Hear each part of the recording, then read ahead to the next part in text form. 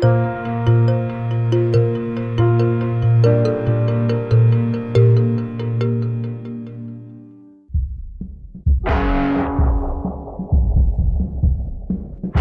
computer hacker group Anonymous is claiming tonight that it took down the website of the Federal Appeals Court in San Francisco this afternoon.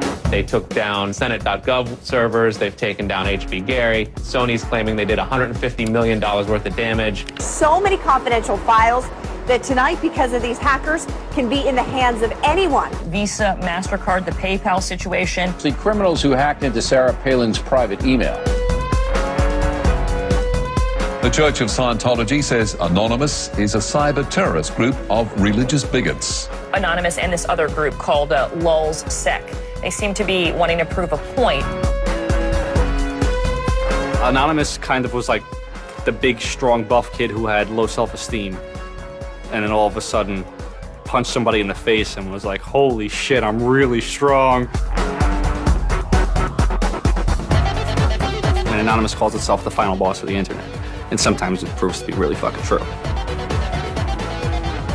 You are going to violate the freedoms of the internet, you certainly better watch the fuck out.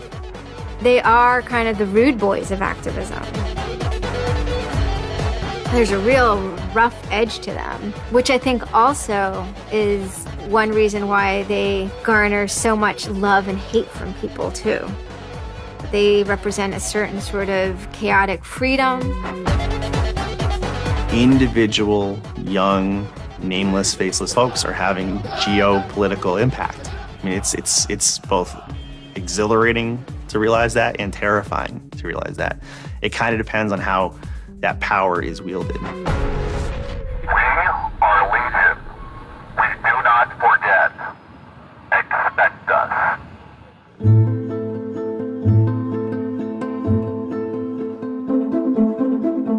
We stand for freedom. We stand for freedom of speech, the power of the people, the ability for them to protest against the government, to right wrongs. No censorship, especially online, but also in real life. We have members throughout society and all stratas of it worldwide. Yet we have no leadership. It's one voice. It's not individual voices. That's why we don't show our faces. That's why we don't give our names. We're speaking as one, and it's a collective. Good timing. I would love to live in a country where the government fears its citizens and not the other way around. But right now, plenty of anonymous actors are in hiding because of fear of reprisals by the government. I've been called many things. There's unpatriotic. That we're just a bunch of children sitting in our parents' basement. I got called a terrorist sympathizer. We've been called kids, we've been called cyberbullies, we've been called hooligans, and sometimes those words aren't entirely unfair, but this is a serious political movement. No one, in the general public really seems to get it. What they don't seem to get is that the ability for Anonymous to be everything and anything is its power. Anonymous is a series of relationships, hundreds and hundreds of people who are very active in it and who have varying skill sets and who have varying issues they want to advance and who are collaborating in different ways each day. They're a little bit like a prism or kaleidoscope. They've got many different facets and many different sides. Of course, when you spend enough time with them, you start to get a sort of feel or texture that's not just random, right? Yet it's very multifaceted, very rich, which does span from the quite lighthearted to the very, very serious. Bob Dylan had a line in a song just saying, to live outside the law, you must be honest. They might do something which isn't technically correct, maybe it's not legally correct, but they're doing it for purposes that in their minds at least are ethical. People who know what they're doing, who share an ethos, who have a commitment to exposing and humiliating the man, who have a very low tolerance of lies and what they perceive as evil on the part of overweening power structures. They share information, they share tools and techniques, and they are currently having a very good time. The hacker culture, as we know it, really sprang from one place. It was MIT, and it was specifically the people in the Model Railroad Club, the Tech Model Railroad Club. Hacking originated as humorous pranks. When the guys at MIT put a Volkswagen up on top of the dome of the building, and people woke up and saw the car up there in the morning, or they measured a bridge by the body lengths of somebody. I would say his name was Brian, and discovered the bridge over the Charles River was, 822 Brians. These are funny things. That's where hacking originated, and it migrated into engineering and computer communities. It's witty, it's pranks. I'm Chris Weishopel, former member of the Loft. We don't necessarily say hacking group because it makes it sound like we're hacking, so we used to call it a hackers think tank. Hacktivism was a term coined by a group called Cult of the Dead Cow. The Cult of the Dead Cow was really kind of sort of like a propaganda type of organization. They had a guy who's the minister of propaganda. They're kind of merry pranksters. Like everything they did was completely over the top. One of the guys there coined the term hacktivism because he saw one of the things his group was doing, which he called hacktivism, was writing software that people in other countries could use to communicate securely, even if their government was spying on them. So the principle was it was freedom of expression. It was everyone should have access to the internet. Everyone should be able to communicate and get their message out on the internet. Even more important in countries where there was repressive regimes, that if you said something against the regime, they would come and take you away, and you weren't saying it anymore. Just like in traditional activism, it spans the full gamut from sit-ins or pickets to actually spiking trees and pouring sand in the engines of construction vehicles. I mean, there's real sabotage. The same thing does all fall under the hacktivism label. There is a spectrum. There's sometimes a strong anarchist flavor to it as well. It's resistance to authority and those who would impose groupthink and group behavior on people, which was rightly perceived to be a consequence of the digital revolution as it was used by people in power to do hacking on behalf of righteousness and to redress the grievances of the world. Lance lowered Don Quixote on his horse, nag though she was, flying at the windmills of modern life. Anonymous grew out of what's known as 4chan. And essentially, this is just a website where people can upload images and you don't actually give your name. It's just sort of anonymous. When you look at 4chan, you're often surprised because it looks like a site from like 1995 or something. The idea is very simple. You post a comment and you post a picture. And you can post under your name or anonymously. And it's separated into boards about particular topics. So there's topic on anime, there's topic on weaponry. There's like a 4chan board for origami, and you just upload interesting pictures of origami.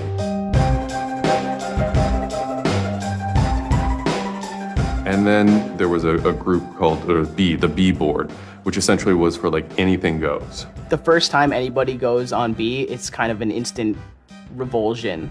Because there's never a time that you go on there where you don't see something horrible. That instantly puts off a lot of people. The idea is post something that can never be unseen. Half of the posts on B are there specifically to make people not want to come back to B. It's what you get when people are allowed to express themselves with absolutely no restrictions whatsoever. It's the kind of sum of human imagination, and people can get together and think together without any limits or parameters. It's the most vile, disgusting, and funny thing on the internet.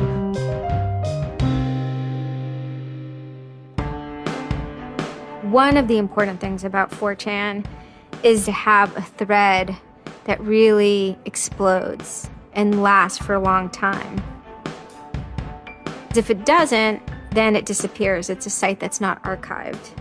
So it creates conditions for anything that grabs attention at some level. And so humor and grotesqueness as a result are quite good for that. I'd rather just be referred to as anonymous, I guess, in any interviews, because I have some docs out on me. 4chan's just where I went to. I grew up on it and I lived there. That's just what I did for fun. It takes a thick skin to enjoy it. But, you know, as long as you're not offended, you'll occasionally come into something really cool or really creative on 4chan.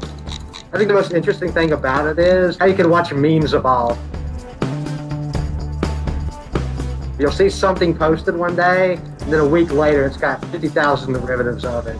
A meme is basically just an idea. It's kind of like a gene, but in the realm of the idea. A lot of the great internet memes that we all know and love, you know, lolcats, right? You know, little cats doing funny things, and then they have, you know, Icon has cheeseburger, right? All that stuff seems to start in this like petri dish that is 4chan b-board.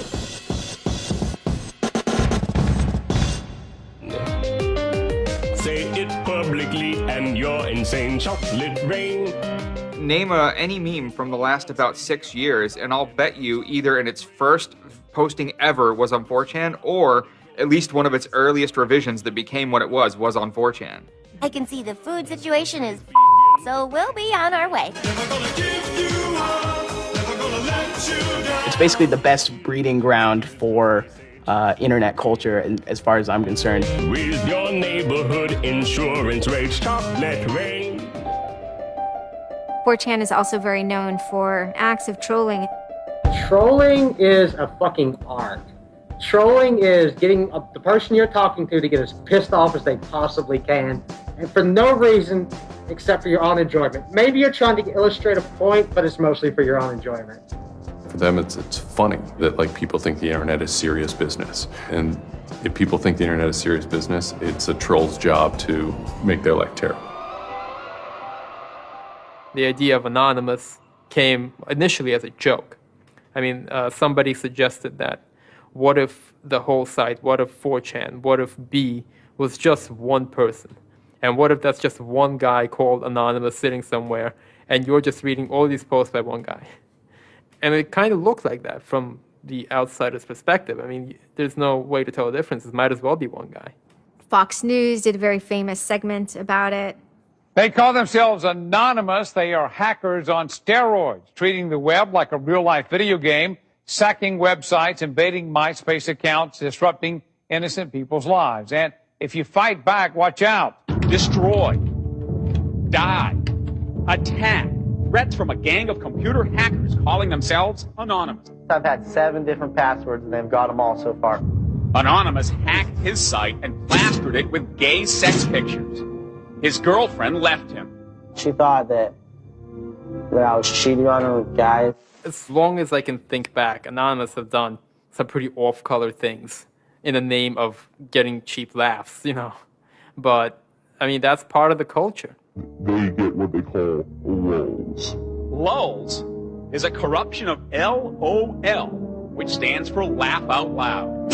Anonymous gets big lulz from pulling random pranks.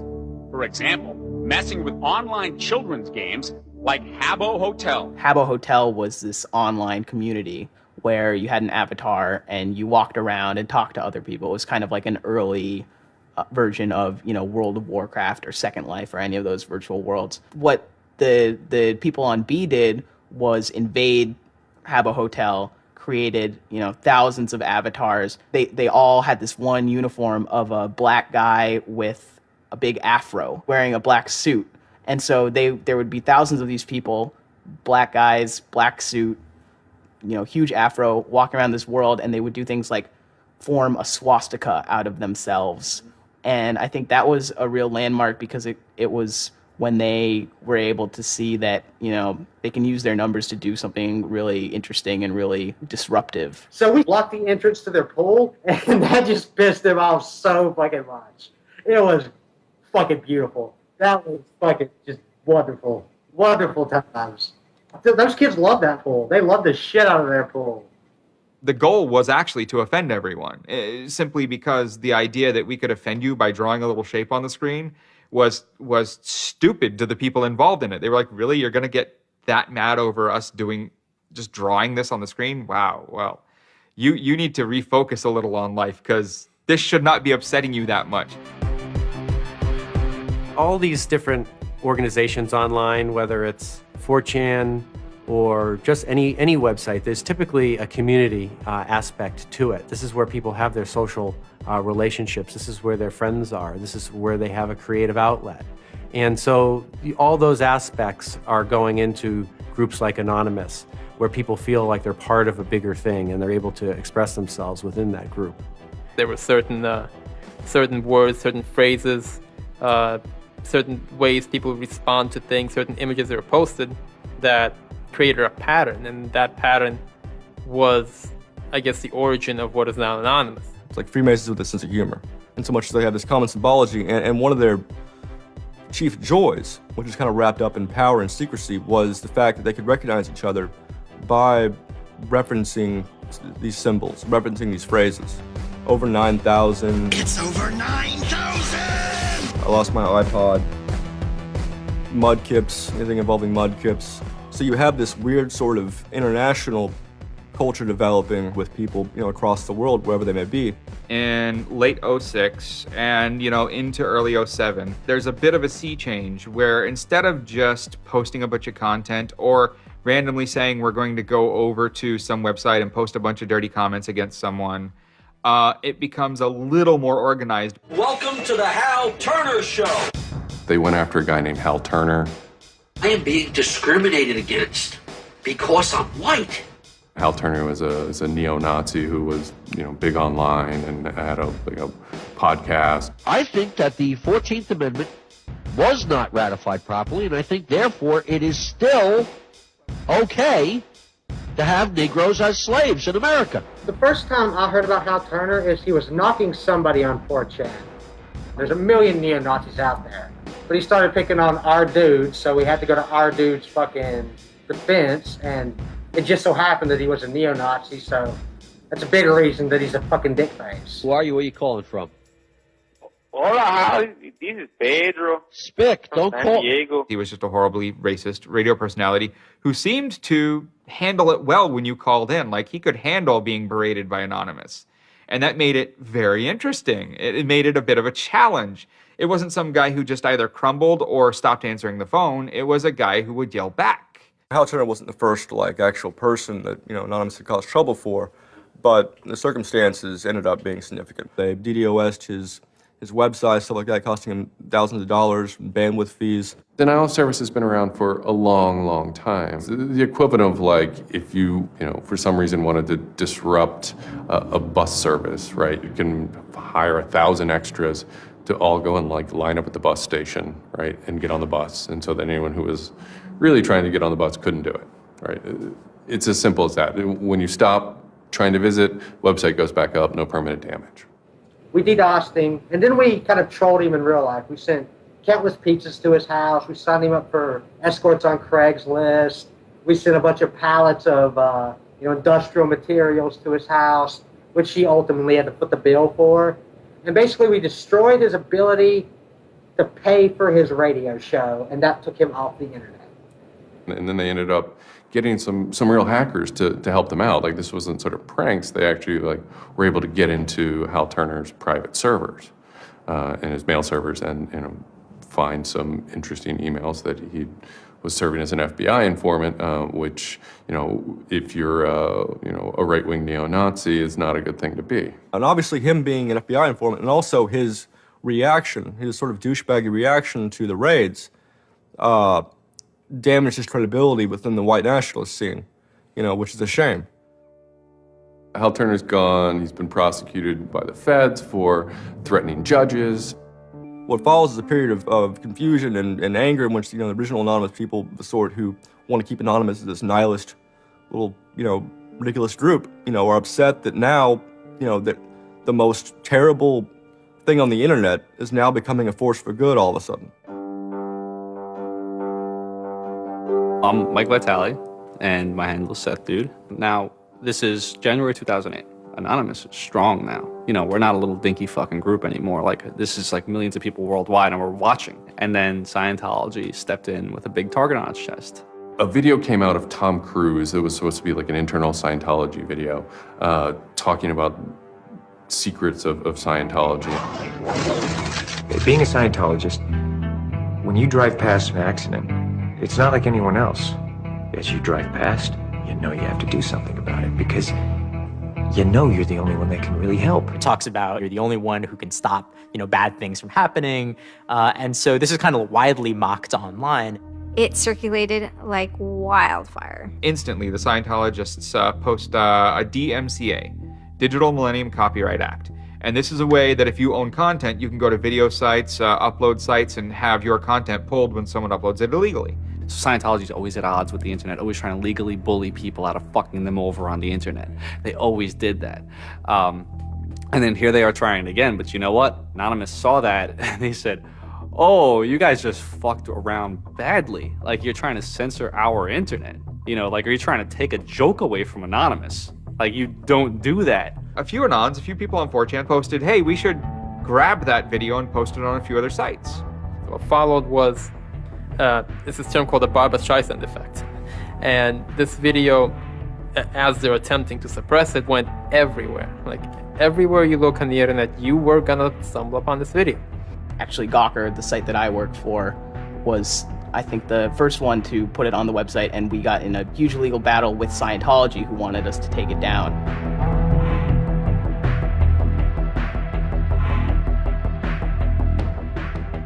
Scientology is an interesting target because in some ways it's the perfect inversion of what geeks and hackers value. At so many different levels: science fiction, intellectual property, discourses of freedom, science and technology. It's very proprietary, it's closed. And so in some ways, if you had something like a cultural inversion machine and you stuck geeks and hackers in there, you'd get something that looks a lot like Scientology. So it's quite offensive, and there's a real pleasure in attacking your perfect nemesis. And people who knew what Anonymous was to begin with were like, oh my God, Anonymous is going to go to war with Scientology. This should be really interesting. Especially because it's two weird-ass groups. I mean, I've been an Anon for a long fucking time. I know Anonymous is really strange. They're weird, and the stuff we like is weird, and it's really not mainstream at all. Now you have Scientology. Also really weird. A lot of crazy shit goes down. Anybody on the outside who's seeing this is going, let's watch these two retards fight. Like, both their pants are going to fall down, they're going to triple, and then it's going to hurt everybody, and it's going to be hysterical. And then that's when 4chan kind of reared into action, really reared into action. And they started to troll the Church of Scientology. And this took the form of pranking the Dianetics hotline, ordering pizzas. I go to call them on the phone, and it's busy. And that's their main fucking Dianetics hotline. Their Dianetics 800 number, you can't get through because Anons have completely fucking clogged it and just probably saying stupid shit. The whole idea was just you call them just to keep them on the phone. What's an Elron? How do I Dianetics my face? They were not expecting that, and they couldn't handle it. I'm Brian Mettenbrink. I had just gone to 4chan just on pure happenstance, and I saw a post about the Scientology thing, and I started looking up stuff, and I'm like, oh, this is actually for a decent cause. I think I'll, do this. Anonymous members have developed a distributed denial of service attack tool called Low Orbit Ion Cannon, which is a name taken from a computer game. Low Orbit Ion Cannon is what's called an end game weapon in Red Alert. All you had to do was literally follow instructions step by step.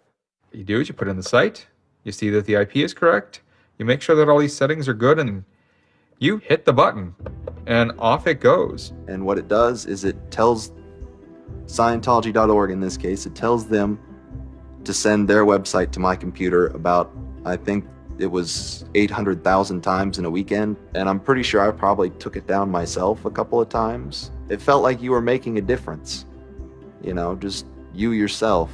And you didn't even have to leave your home, And one of the guys said, we need to make a video. We have to make a video. Hello, leaders of Scientology. We are anonymous.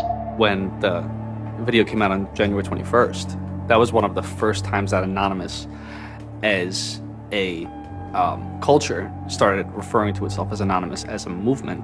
That video probably changed everything. We are anonymous. We are legion. We do not forgive. We do not forget. Expect us. It basically looked like if a computer was going to tell you that he was going to beat the shit out of you, this is what it would look like. That one video really galvanized that moment of innovation. That's exactly like with that video, internet activism, as it's known today, was born. And you just see this consensus forming that it's going to happen. So we made the code of conduct. Don't bring weapons. Dress accordingly. Cover your faces, because they will try and find out who you are and screw with your life. Rule number 17. Cover your face. This will prevent your identification from videos taken by hostiles. Scientology has a history of harassing, stalking, and just generally doing horrible things to its critics. So people needed a way to hide their identities. A lot of people had very legitimate fears. They don't want to be followed home. They don't want to be stalked. They don't want to put their families and themselves in danger. Everyone was going, well, we're going to wear a mask. What's the only fucking mask that we all already know or have a joke about? And it's the Guy Fawkes mask. You see the movie V for Vendetta, the ending scene where everyone's wearing the Guy Fawkes mask. That is very reminiscent of what Anonymous thinks Anonymous is.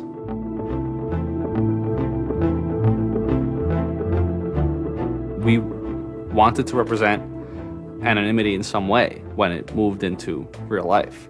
I think that the Guy Fawkes mask was one of the most natural things to happen. It is the idea that none of us are as cruel as all of us. You have this massive crowd of people who are anonymous that is going to fight against a bigger thing and win. Even after watching the video, it's like, yeah, this is great, but who's actually gonna do it? Who's gonna step up? Are people actually gonna get out of their house? And I guess we were really affected by the stereotype of that whole community, they're being internet nerds, that too afraid to leave their mom's basements. No one thought that they were gonna come out. This is me on the way there. I haven't slept. I'm very fucking tired. And I remember going to the park that day, and it's really fucking early in the morning, which I thought was a bad idea. And I'm smoking a cigarette, and I'm looking around like, where the fuck is everybody? There's nobody here. So here I am, sitting in Bryant Park, waiting for the other anons to show up. I remember thinking like, oh fuck, like, am I gonna be the only one in the park? Am I gonna walk to Scientology with fucking 6 or 7 people? Which totally defeats the entire purpose of this, because now they could single me out, you know? Then I get up and I start walking around, and I see there's a lot of green balloons over there for some reason. On the other side of the park, there was like fucking 200 people. There was Guy Fawkes masks everywhere. And I'm like, holy shit, this is huge. There's a fucking lot of us. That's pretty good. I had no idea how many anons there were until we started moving. And it just fucking got bigger. I remember walking through Times Square, and everybody in Times Square was an anon. Like, and you know, this is like a fucking 1,000 person per like fucking minute foot traffic area. And everywhere I'm looking, I'm seeing fucking anon symbols. It was fucking wild. It was really wild.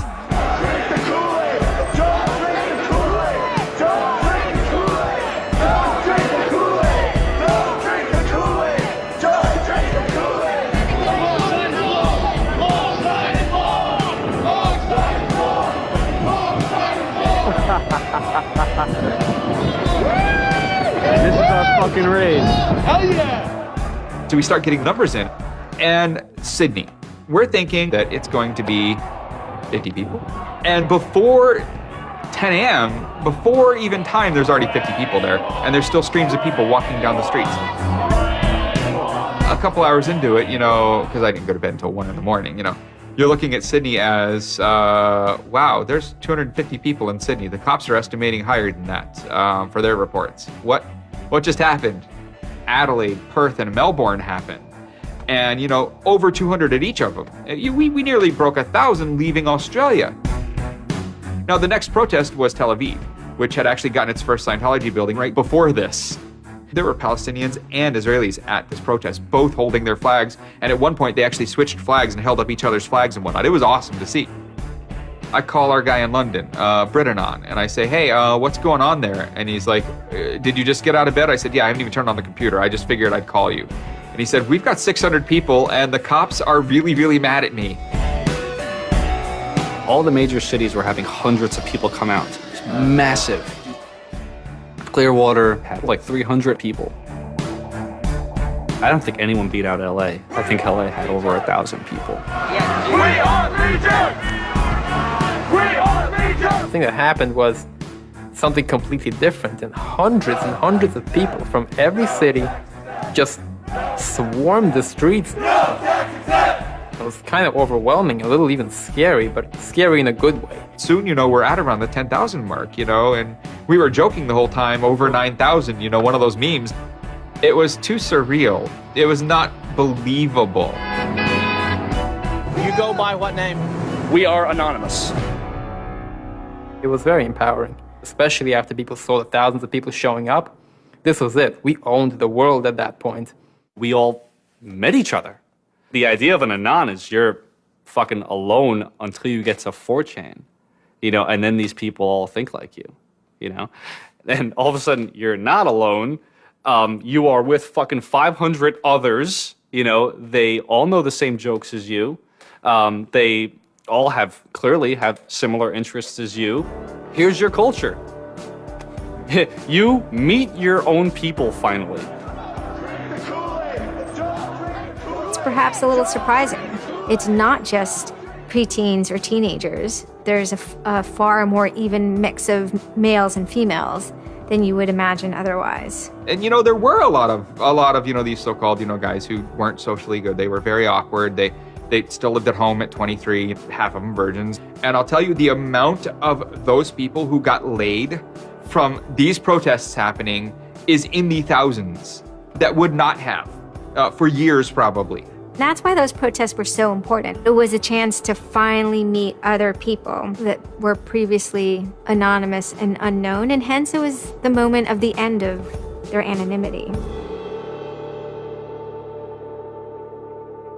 Scientology, they kind of fought back, so to speak. They posted stuff online. While claiming they are peaceful, in less than 3 weeks, anonymous members made or encouraged 8,139 harassing or threatening phone calls, 3.6 million malicious emails, 141 million hits against church websites, 10 acts of vandalism, 22 bomb threats, and 8 death threats against members and officials of the Church of Scientology. They wanted to find me. They did. They hired PIs. They started taking pictures of us, threatening to sue us. I did the whole low orbit ion cannon stuff, and then I pretty much just went about my life after that for, I think it's 6 months, and then the FBI showed up here at my parents' house. 2 men got out of the car and took Flashed took their jackets off and laid their guns on the front seat and came up to ask us if Brian was home and explained that they were the FBI and they were looking for Brian, and I've never been so scared. I did the second most damage is what Scientology said. I sent the second most out of everybody. So I got the maximum for my category, which was 1 year in prison and 1 year supervised release. I think, the way I feel is for what I did was one of the most lopsided punishments I've ever read about or heard of. Yeah, I think it's ridiculous, especially the year supervised release where I can't touch a computer for a year. I'm not sure what that's supposed to solve except make my life difficult. So that computer behind me back there, I could go back to prison if I went over and touched it. I'm very proud of what he did. He stood up for what he believed in. I never would even dream of hurting anybody. It's just not me.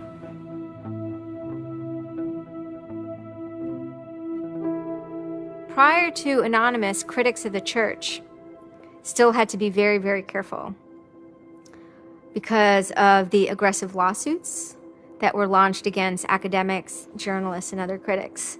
I would say that era is over.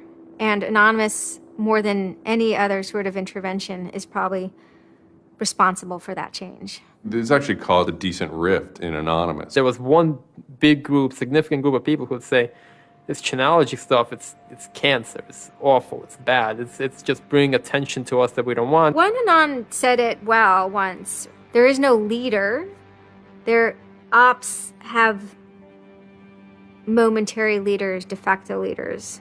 Almost through meritocracy, there's more respected or more persistent participants. Some people participate in a single operation and are never heard from again. It might even be a housewife who just, agrees with that political statement or that protest. I like to describe this with the picture of a bird swarm. Everybody's flying very, very quiet. Suddenly, one bird flies into the other direction and the mass fly into the same direction, following that person. It's totally okay to say, I'm sorry, I don't take part. When chronology was running full force, it was like a kid stretching for the first time and actually seeing the real power. If you had asked me all throughout 2008 and most of 2009, is the politics of Anonymous always going to be sutured and hinged to the Church of Scientology? I would have said yes. And it became unsutured, unhinged, when a different political wing was born in 2010.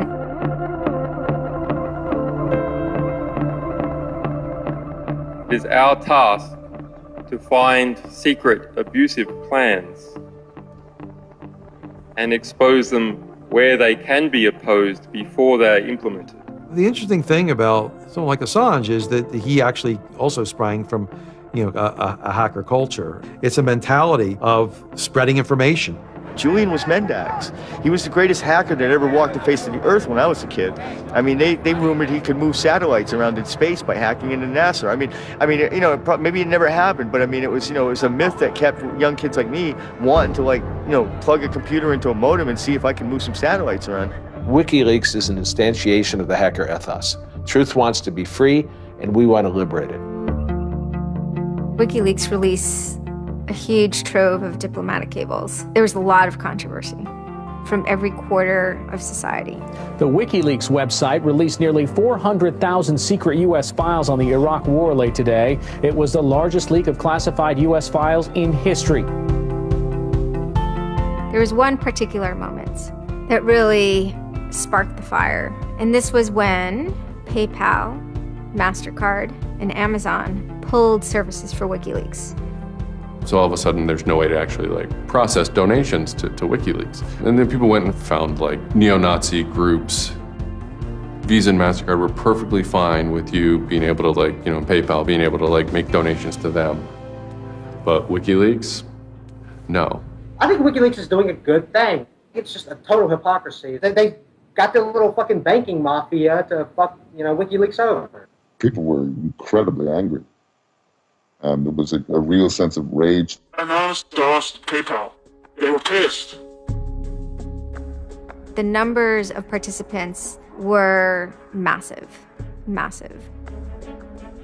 And they managed over the course of a couple of days to disable the websites of MasterCard and PayPal. It was beautiful. Because what you had is people finally stood up for something.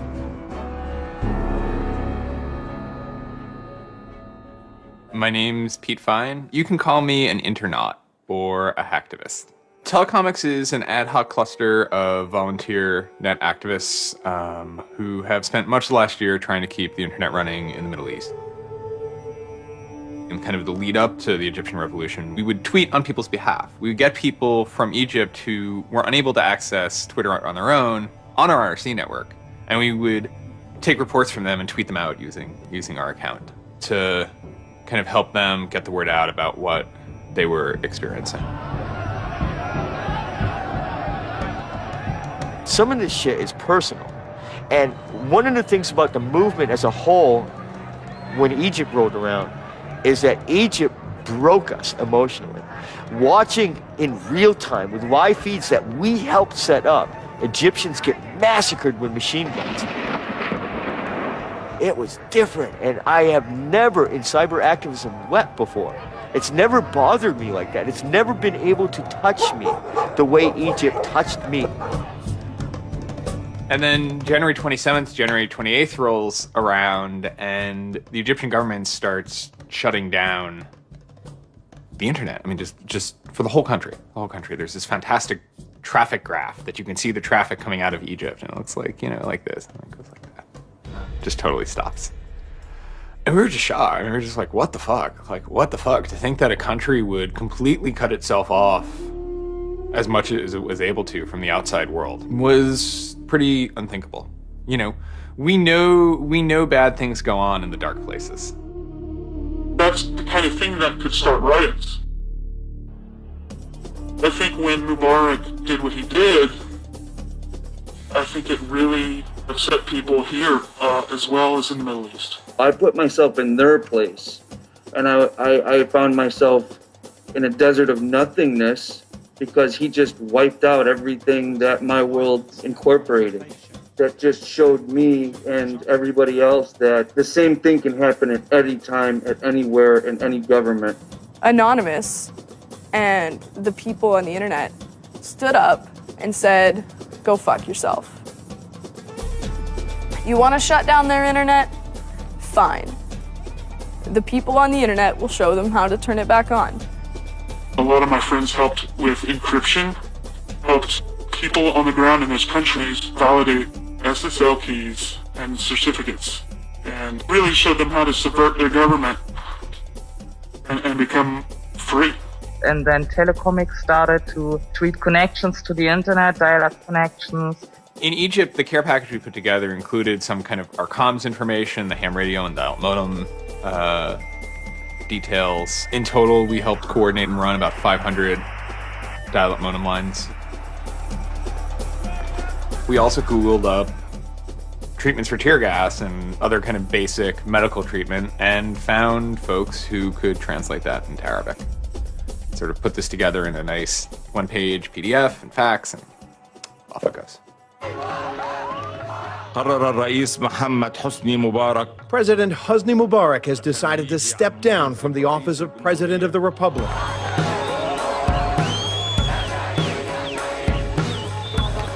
When Mubarak left, it was a hell yeah moment. People can rise up, people can make a change. And I think for a lot of people in America, it was the first time they had seen people rise up and take down their government and say, we're sick of this shit. We're sick of the oppression. We're sick of living as slaves to your power. We had Egyptians come thank us as we're doing this stuff, and I said to them, like, look, you guys just get our back if stuff goes down here. It's a revolution that was facilitated by the internet, by Facebook and by Twitter. Not caused by it. I mean, 50 years of dictatorship has caused the Arab Spring. But the internet has certainly been helping. Although it was awesome and it was one part we were fighting for me it was quite clear that it's not the end of the story. That it's not suddenly changing into rainbows and 9 cats or whatever, but that we now have to watch even more.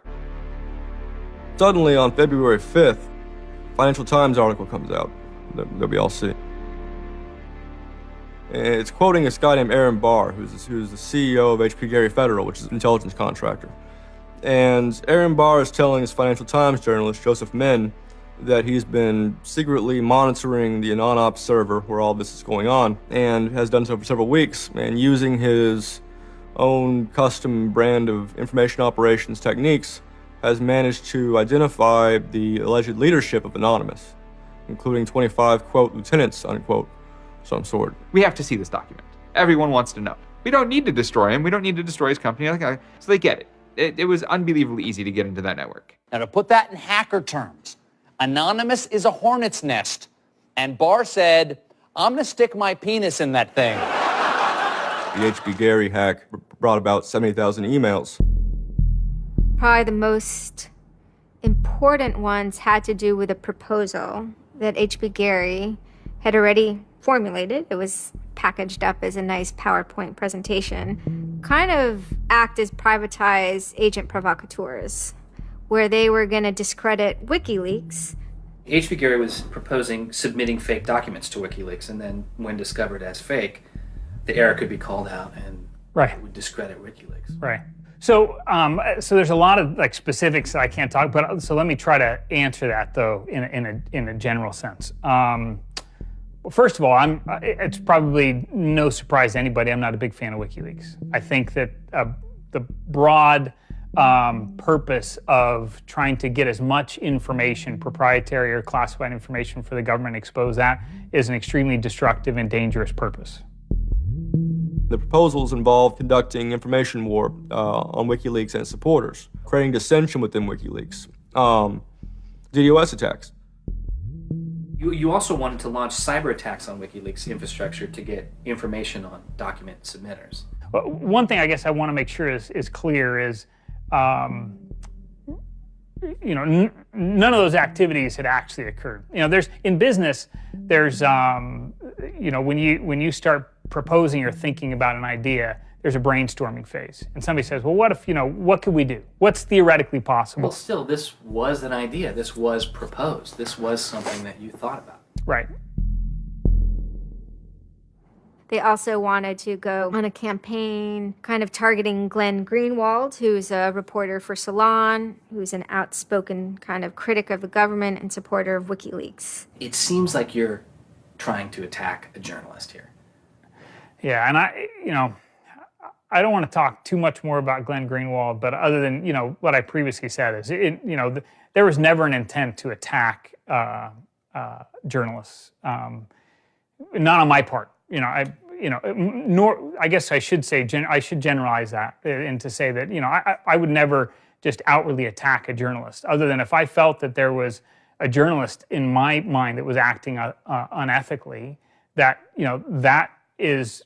that's a fair game for having a public discussion about. They were walking a very fine ethical line at points, and in many cases, the mass opinion is, no, they stepped well past it. I will not support broad theft of information released to the public, because that's nothing but destructive. If somebody has information that's been stolen from them, and whether or not WikiLeaks encouraged the theft of that, or whether or not it was just put in their lap, still they're threatening to release the information that is the private property of another organization. So your choices are to just allow that to happen, or to try to stop it. How offensive is too offensive?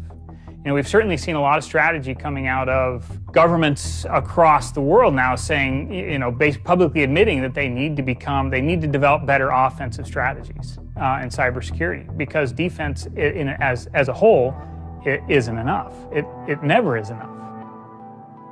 In the court of public opinion, that took H.B. Gary quickly from being a perceived victim to being a perceived villain themselves. It was becoming harder and harder to distinguish the good guys from the bad guys.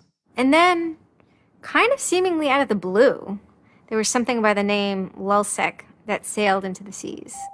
LulzSec, it's sort of a group, mostly from Anonymous, who, large part of the same people who hacked H.B. Gary. And they decided to form this little group and just carry on operations sort of outside the purview of Anonymous for a while. They hacked whatever they wanted, they released whatever they wanted. It's almost like they had no rules. They just said, this is what we're going to do. We're going to stir up the cart. We're going to make some trouble. We're going to make some waves. And they did. The majority of time, the majority of Anons are not doing anything particularly illegal. When they are, a huge number of them try to do that in a very specific political context. For those people, what LulzSec was doing, they were funny, but they were attacking random targets. They were breaking the quasi-rules by attacking media. PBS's Frontline runs a documentary mainly focused on Bradley Manning, the alleged leaker to WikiLeaks. And a lot of Bradley Manning supporters didn't like it. They hacked a website putting a story that Tupac and Biggie had kind of escaped the world of celebrity fame and attention and retired quietly and discreetly in New Zealand. LulzSec, when they attacked PBS, that gave me the creeps, As a journalist, I'm not too thrilled with the idea of someone judging that we don't like you to write that. We don't like your reporting, so we're going to shut down your website. I'm uncomfortable with that. It could be me, and I could be writing something about a group that they didn't like, and I'm happy to sit and talk with them about it, but don't shut my website down. This is obviously about freedom of speech, so attacking the press would be would sort of be a bit of a contradiction. So people have said, well, you shouldn't do that. And obviously LulzSec had a completely different agenda, so they had no problem doing it. Activism started to become sort of, I would say, almost more nasty, using, sort of more no-holds-barred kind of attacks, sort of more vicious attacks. They sort of saw themselves as going out there, breaking into like anything, everything, governments, corporations, police departments, largely for the same reasons Anonymous would. They went after Arizona for immigration policy, 50-day run, causing mayhem, havoc, and then ended it. The computer hacking group, Lulz Security, has announced its disbanding, saying it had achieved its mission to disrupt government and corporate organizations for fun. I call this whole thing the rise of the chaotic actor. And chaotic could be chaotic good, neutral, or evil. If you go back to the old Dungeons and Dragons charts. And some people see Anon Ops initially, let's stick with Anonymous, as chaotic good. They saw Operation Payback, or they saw attacking Scientology, and they say that's good. It's like Robin Hood, right? Chaotic good. Outside the system, but doing something good. Other people saw Anon as chaotic evil, like the Joker. They just want to see the world burn and doing potentially irreparable damage. And the truth is, yes, it's the entire column of chaotic. I'm actually a little less concerned about some of the things LulzSec's done and more concerned about the next generation of LulzSec, the next turn of the crank of who takes it further or is more aggressive. Whoever fights monsters, should see to it they don't themselves become one. Really, as powerful as they seem to be, LulzSec and Anonymous are really small potatoes compared to the bigger operations that are going on that we don't hear about, maybe operations funded by government. 16 people were arrested today, but dozens of FBI agents targeted alleged members of the loose-knit hacking group. Armed with search warrants, agents hit 6 homes in New York, along with locations across the country. The people arrested yesterday were suspected of attacking PayPal's website after the company shut off payments to WikiLeaks. Defenders of the hackers say they're merely engaged in civil protest, but FBI officials worry the disruptive cyber attacks could move in a more dangerous direction. So the FBI shows up at 6 in the morning, and it was really obnoxious. And I remember being frustrated and angry because there was nothing that I had done that would have justified an FBI search warrant. They came and guns blazing, all this other good stuff, busted down the door.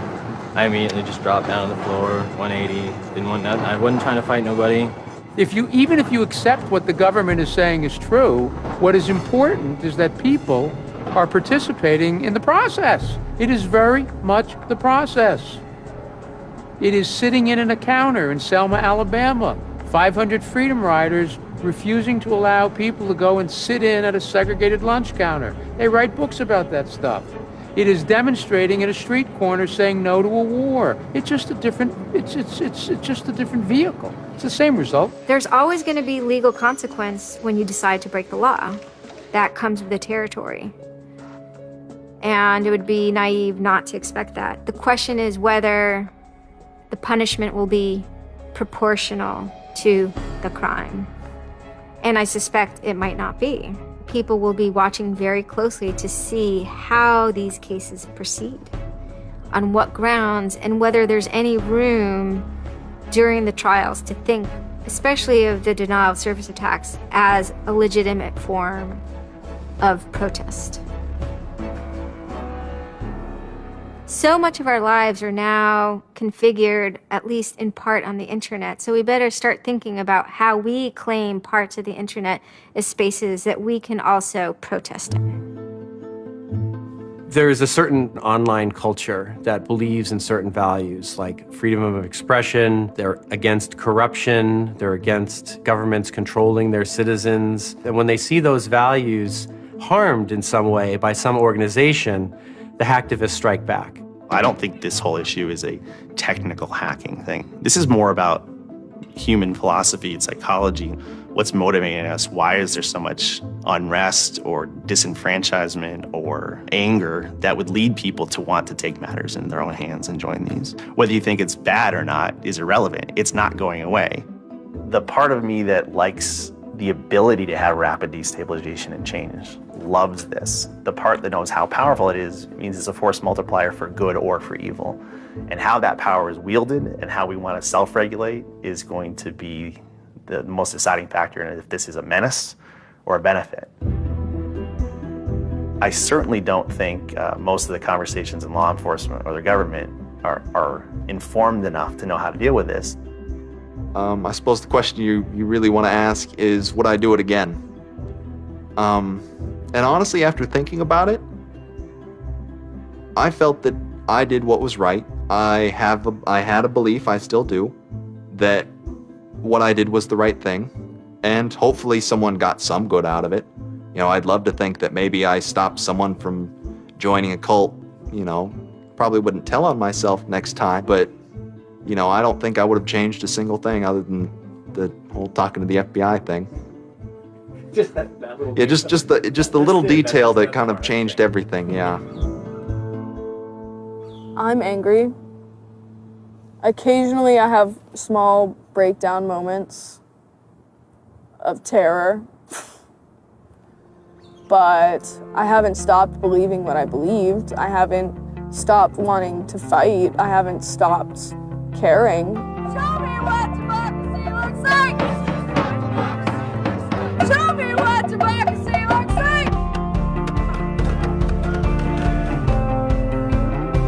There's a lot of people at Anonymous who feel very deeply and very sincerely about their contribution towards democracy around the world. And I think that's one of the main things that I'm most proud of about Anonymous. There are things that I'm not proud of about Anonymous, but we stand against censorship and we stand against oppressive governments, even our own. It's a very noble thing. And history teaches us that change simply doesn't come with flowers. It doesn't work. No? If they say I'm a criminal, damn, well, then I will be one. I don't care if you're a Democrat or a Republican or an independent or if you like Ron Paul or if you worship pigeons or Scientology or if you're Catholic or atheist or Methodist. I don't care about that. Your opinion matters. I don't care if I disagree with it. I don't care if I hate your guts. Your opinion matters.